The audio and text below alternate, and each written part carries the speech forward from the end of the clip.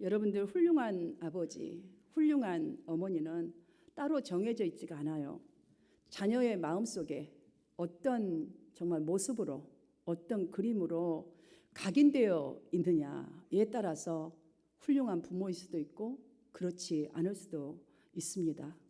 아름다운 비행이라는 이 영화에 보면 거위 새끼들이 자기를 그 부화시킨 소녀를 어머니로 이렇게 착각을 하고 그 소녀를 철졸졸졸졸 따라가는 장면이 나옵니다.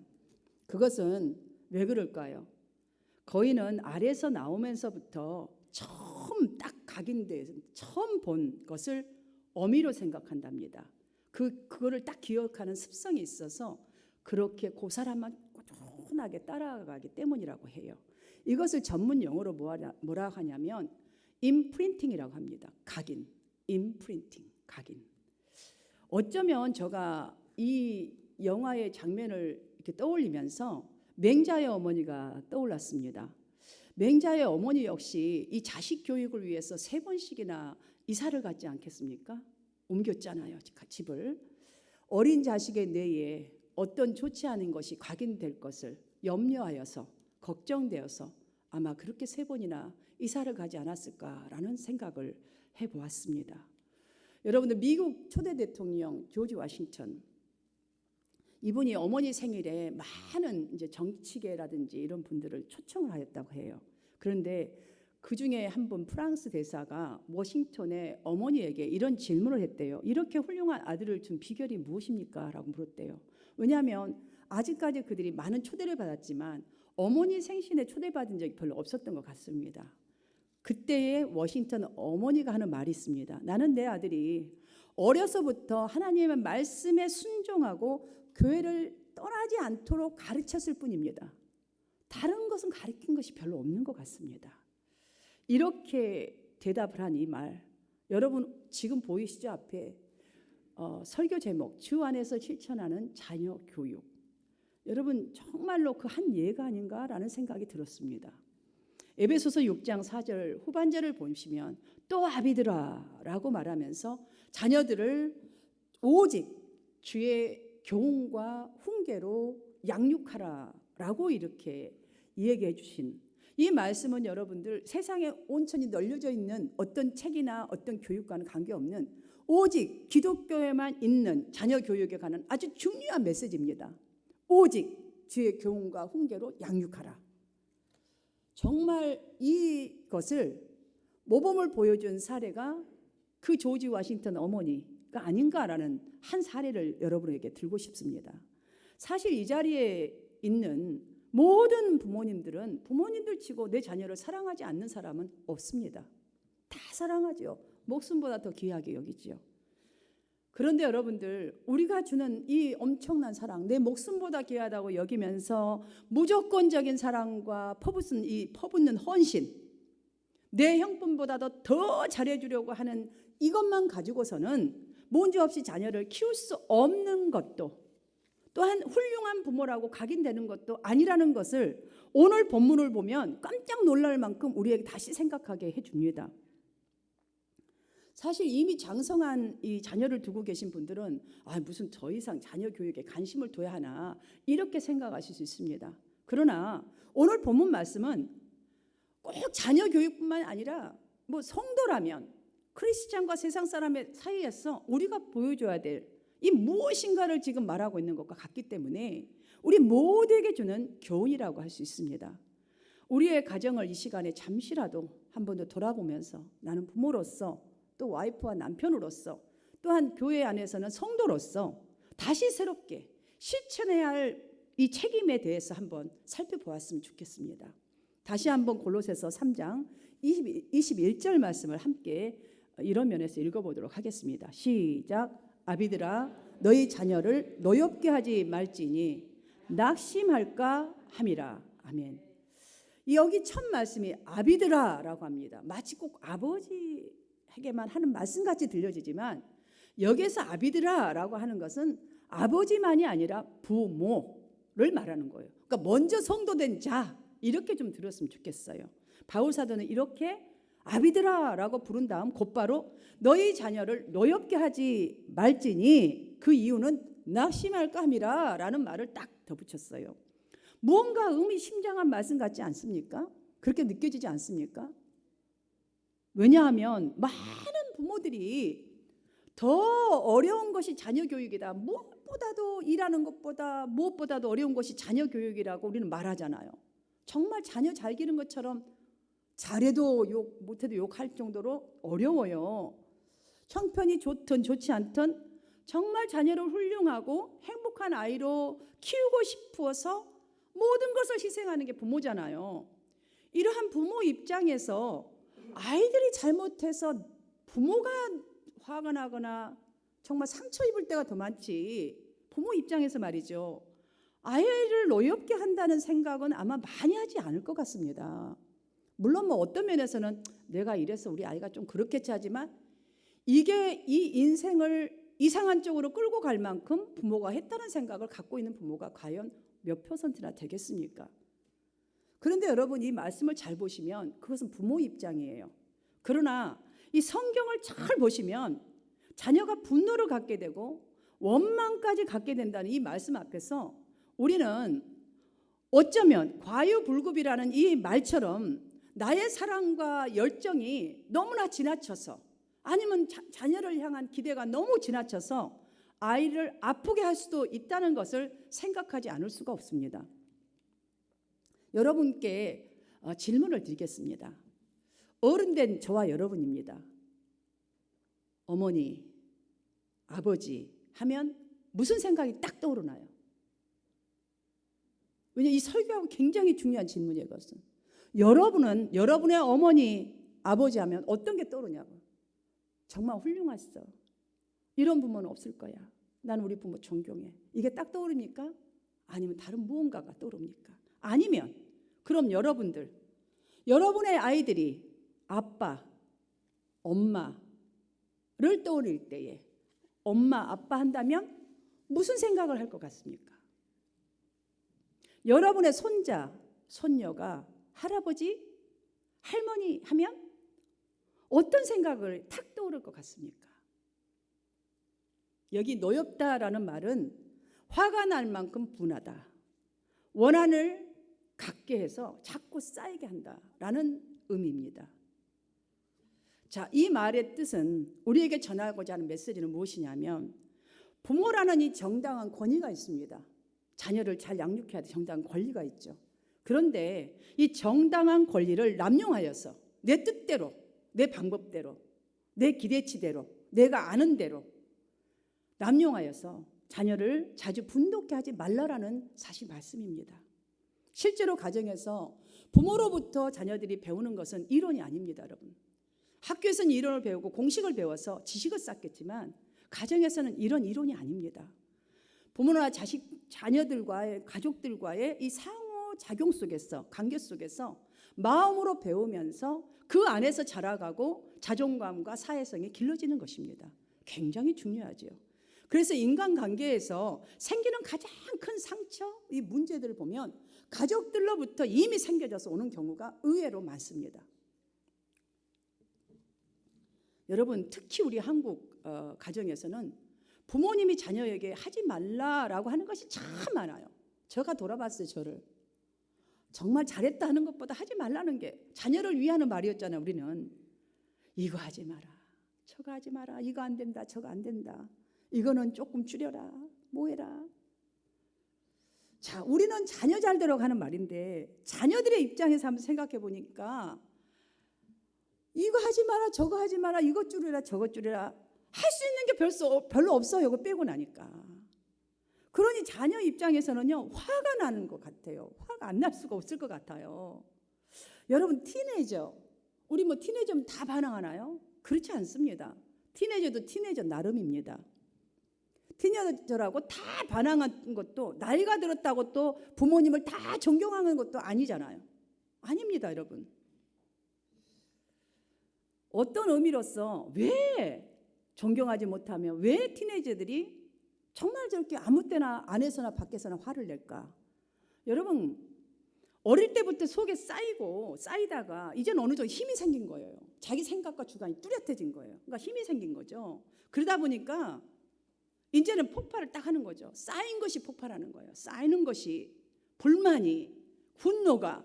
그래서 밖에서도 안에서도 그냥 그 에리투가, 아주 은혜스럽지 못한 에리투가 나오게 되는 것입니다. 오늘 본문 말씀을 통해서 우리는 이런 점에서 정말 지금까지 애쓰고 힘쓰는 부모님들입니다. 어른들이고 또 우리는 성도로서 애쓰는 사람들입니다. 앞으로 더욱 존경받고 존중하는 행복한 가정, 행복한 교인이 되기 위해서 자녀들을 화나게 하고 상처로 남게 하는 것들 몇 가지를 여러분과 함께 살펴보도록 하겠습니다. 첫 번째로는 부모님의 이 비현실적인 기대와 목표가 아이들을 화나게 합니다. 날이 갈수록 사실 지나칠 만큼 이 학업 경쟁 대단합니다. 출세 경쟁 시대입니다. 여러분, 출세 경쟁 시대예요. 지금은 어떤 것도 경쟁이 없는 게 없어요. 그냥 대충 해서 하는 일이 없어요. 특히 우리나라 부모님들은 그거에 자녀에 대한 기대치가 매우 높습니다. 다른 나라를 잘 모르니까 그냥 우리나라 부모님을 제가 예를 들겠습니다. 그래서 교육열뿐만이 아니라 자녀가 출세하는 일이라면, 그러니까 장성에도 마찬가지잖아요. 가정 경제에 무리가 오더라도 우리는 최선을 다하는 것을 쉽게 볼 수가 있습니다. 그래서 부모님들의 이 노력 그렇게 했는데, 이렇게 헌신에도 불구하고 그런데 희한하게 자녀 문제는 더 심각해지고 있다는 이 사실, 또한 부모와의 관계 또한 더 나빠지는 경우가 훨씬 많다는 것, 여러분도 인정하실 것입니다. 그것은 자녀의 입장에서는 부모의 기대치가 워낙 높이 아이를 그렇게 다루다 보니까 여러분, 비현실적인, 자식들이 볼 땐 비현실적인 거예요. 지금 자신은 중간 이상 되는 것도 자기 나름에는 심히 노력해서 중간 정도인데 이 정도로 지금 살아가고 있고 이 정도로 지금 하고 있는 거거든요. 그런데 부모의 기대는 그렇지 않다 보니까 잘한 것은 아무것도 없는 것 같은 느낌, 그 좌절, 부담, 이런 게 늘어가니 겉으로는 표현 안 할 수도 있습니다. 여러분 기억하셔야 돼요. 겉으로는 표현 안 할지 몰라도 속에서는 화가 나고요. 지금 상처가 막 쌓이고 있다는 것을 우리는 기억해야 할 것입니다. 두 번째, 부모의 위선적인 이 태도가 자녀를 화나게 합니다. 위선적인 태도. 너무너무 예는 많아요. 여러분들 다 알고 있는 사실이고요. 아이들이 집 밖에 나갈 때에 저는 이 예만 그냥 하나 들겠어요. 부모님들이 가장 많이 자주 하는 말이 있어요. 그건 늙고 젊고 관계없어. 아이가 어릴 때나 어른일 때나 마찬가지잖아. 신호등 잘 지켜라, 길 조심해라, 운전 조심해라. 가장 기본적인 이거잖아요. 자, 이거 하나만 좀 예를 들어봅시다. 크리스찬 부모들은 어떻게 하나요? 또 아무리 바빠도 주의성수는 꼭 지켜야 한다. 기회 못 받기 정도로 이 말은 아마 지속적으로 하지요.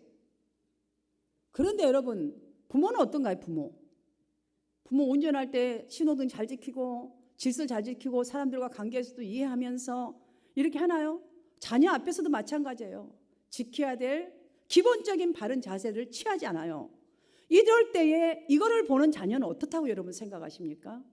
말 함부로 해요. 애들한테 부모를 공경하고 어른한테 이렇게 하지. 아이고, 엄마하고 아빠 말하는 거 보면 참말로 요즘 말로 왕싸가지예요. 어떻게 그 둘이가 사이가 좋겠어요. 이렇게 하면서 이런 것을 보니 자녀들은 당황스러워요. 엄마 아빠가 하는 말, 걱정하는 말 너무 틀려요. 그러니까 당황스럽고 실망하면서 무의식 속에서 나도 저렇게 해도 저 정도는 괜찮구나, 이 정도 생각하는 거예요. 이렇게 배워져 버린 거예요. 저절로 그냥 심겨지는 거죠. 마음속에 심겨져 버리는 거죠. 그래서 사회에 나가도 지금 사회가 이렇게 문제가 많은 것은 바로 그런 문제가 아닐까, 그런 문제의 한 면이 아닐까라는 생각을 해보게 됩니다. 세 번째, 부모의 과도한 이 훈계가 자녀들을 화나게 하는 거예요. 여러분, 처벌은요, 감정적인 대응이라고 한다면 훈계는 원칙과 규칙을 정해놓고 적응하죠. 그렇기 때문에 훈계를 통해서 옳고 그름을 판단하는 능력을 기르게 됩니다. 하지만 흔한 한 예로 자녀들이 여러분의 말을, 훈계를 잘 듣지 않을 경우에 우리는 목소리를 낮춘다고 아주 은혜스럽게 한다고 말하지만 협박하듯이 행동할 때가 참 많습니다. 그거는 여러분이 아니고 저의 예입니다. 저 딴에는 목사고 또 신앙이니까 아주 거룩하게 한다고 하지만 거기에 상당한 협박적인 말이 싹 숨어져 있다는 것. 여러분 근데 아이들이 이걸 모르는 게 아니더라고요. 아이들의 행동을 보니까 아니에요. 내가 하는 이걸 보고 아이는 감정을 주체하지 못하고 지금 목소리만 낮췄지 정말 그렇게 훈계하는 것인지 정말 사랑으로 하는 훈계인지 다 알고 있어요. 다 알고 있어요.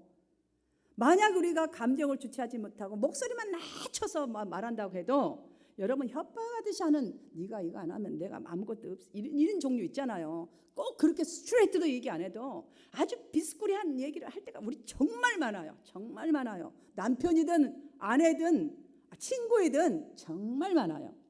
이런 과도한 훈계일 경우 속에서 화가 나요. 차라리 대놓고 말하는 게 낫지 뭐가 나쁘다고. 우리 여러분 관계 속에 다 그렇잖아요. 친구들과 관계, 교우들과 관계 마찬가지예요. 네 번째, 부모의 과잉 보호가 자녀들을 화나게 해요. 여러분 그거 알아야 돼요. 어느 사형수가 이제 사형 날이 며칠 남지 않았어요. 어머니를 꼭 한 번만 면회하기를 간절하게 이렇게 간청을 합니다.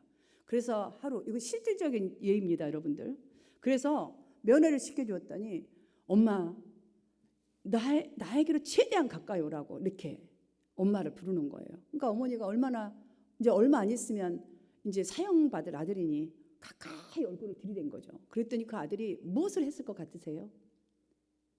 무엇을 했을 것 같으세요? 어머니 다 납작하잖아요. 이게 다 제일 나온 게 어디예요? 코예요. 코를 꽉 물어버리더래요. 내가 그러면서 꽉 물면서 입을 띄고 하는 말, 그 이유에 대해서 얘기하는 거예요. 여러분 잘 들어보세요. 엄마는 내가 왜 어려서 남의 것을 훔치고 거짓말을 하고 좀 나쁜 짓을 하고 내가 상대방을 때렸고 그 애가 울었을 때는 그 애를 야단을 치고 그래서 내 기분만 나쁜 것 항상 하는 말은 너는 지금은 공부할 때야. 공부에만 집중해. 내가 다 알아서 할게. 문제가 생기면 엄마가 처리해주고 내 기분이 나쁠까 봐 좋은지 나쁜지 거기에만 신경 쓰는 이 과잉 보호, 과잉 사랑, 이것이 나를 이렇게 괴물로 만들었다고 이렇게 이유를 얘기하는데 여러분 어떠세요? 잠언서 22장 6절은 마땅히 행할 길을 아이에게 가르치라. 그리하면 늙어서도 그것을 떠나지 아니하리라 라고 했습니다. 여러분들 요즘 세상은요 이미 부모가 되신 여러분들의 살았던 그 어린 시대와는 너무너무 달리 요즘 아이들을 보세요. 사실 공주 왕대접 받고 살아가는 것 같지 않았습니까? 그저 우리 어렸을 때 되면요 우리는 뭐 장난감이 제대로 있어요. 그냥 우리가 스스로 컸다 할 정도로 별로 해준 것도 없고 막 그래요. 물론 귀하게 자란 분들도 계시겠지만 막 저가 8번째 중에 이제 딸로는 4번째, 순서는 5번째예요. 뭐 얼마나 사랑을 뭐 대단하게 받았겠어요. 그냥 내리내리 뭐 위에서부터 이렇게 해갖고 자랐겠죠. 요즘 아이들은 왕대접을 받아요. 사실 그렇잖아요. 그 시대다 비하면 아니면 10년 전에다 비해도 이렇게 왕대접 받는다 해도 과언이 아닐진데 정말 놀라운 것은요 지금 2000년 전에 기록된 오늘 말씀이에요. 아비들아 너희 자녀들을 노엽게 하지 말지니 낙심할까 함이니라. 지금 요즘에도 이 말씀을 적용해야 할 만큼 그 전에 우리가 뭐 그렇게 뭐 받은 것 같지도 않은데도 그때도 아비들에게 모든 부모에게 이런 말씀을 했어요. 부모들은 자녀들의 감정을 건드려서 화나게 하지 마십시오. 그렇게 하면 그들이 낙심이 되어서 상처를 받아서 어떻게 될지 알 수 없습니다 말을 해주고 있습니다. 그럼 여러분들 지금 왕대접 받고 공두제접 받는 것 같은 정말 이런 아이들의 입장인데 부모들의 입장에서는 이래도 문제 저래도 되는 문제 어떻게 하는 것이 자녀에게 축복일까? 다시 한번 깊이 좀 생각해 보면 좋겠습니다. 그 답은요. 오늘 본문도 있겠지만 에베소서 6장 4절에 동일한 말씀 비슷한 말씀이 있습니다. 함께 읽겠습니다. 시작. 또 아비들아 너희 자녀를 노엽게 하지 말고 오직 주의 교양과 훈계로 양육하라. 자, 이 말씀을 잘 보십시오. 내 교훈과 내 훈계가 아니에요. 내가 좋아하고 내가 하는 방식이 아니에요. 주님의 교훈과 훈계라는 것을 우리는 꼭 기억해야 합니다. 주님의 교훈과 훈계라는 것을. 성경에도 보면 두 가지 예가 아주 많이 기록되어 있습니다. 자, 하나는 좋은 예입니다. 잘 주의 교훈과 훈계로 양육한 그 예인데, 이삭, 야곱, 요셉, 모세, 사무엘 참 많죠. 등등. 그들이 하나님께는 정말 위대한 믿음의 사람으로 우뚝 서서 우리가 본을 배워야 될 사람이잖아요. 그리고 세상에서는 바르고 훌륭한 지도자로 우뚝 선 그 축복. 여러분, 그들의 기본이 있어요. 그렇게 되기 전에 이미 갖춰진 그 자태, 모습, 형성된 것. 그건 먼저 부모님들이 하나님의 말씀대로 바르고 살아가는 이 모습을 통해서 부모님을 먼저 신뢰하게 된 거예요. 그래서 그 신뢰하는 부모님들 늘 성경 말씀으로 정말 그 신앙의 모습으로 양육하고 바르게 훈련해 가면서 살아가면서 신앙의 본을 보였기 때문에 그 엄청난 정말 그 살아가는 거기까지 올라가기까지 많은 환난과 고난과 수도 없는 넘어짐이 있었지라도 그것에서 결국은 승리하게 된 그 예입니다. 또 한 가지 예는 너무 오냐 해서 아이가 저주를 받게 하는 그런 사례도 기록되어 있지 않습니까? 성경에 기록되어 있어요. 레위기 10장에 보시면 제사장 나답과 아비후가 이 제사를 드리죠. 그들이 제사장이잖아요. 드리다가 죽임을 당한 이 사건이 기록되어 있어요. 너무나 무섭지 않습니까, 여러분? 지금 제사장이 목사예요, 목사. 지금 제사를 드리고 있는데 죽임을 당해버려요. 여러분, 이들의 아버지가 누구신지 아시죠? 누구십니까? 모세의 형 아론입니다. 여러분, 아론이 제사장이 가장 먼저잖아요. 그렇게 신앙이 좋은 아론의 자손에다가 제사장들입니다. 이제는. 왜냐하면 그대로 쭉 내려오니까 제사장들이에요. 그런데 이들이 왜 죽었는지 아세요? 그들이 성전에서 술을 마시는 사건이 나옵니다. 그렇게 하고 제사를 드렸습니다. 그러니 이들을 보면 자녀 교육에서 실패한 사례를 우리가 거기서 들을 수도 있는 한 예이라고 저는 그렇게 들고 싶습니다.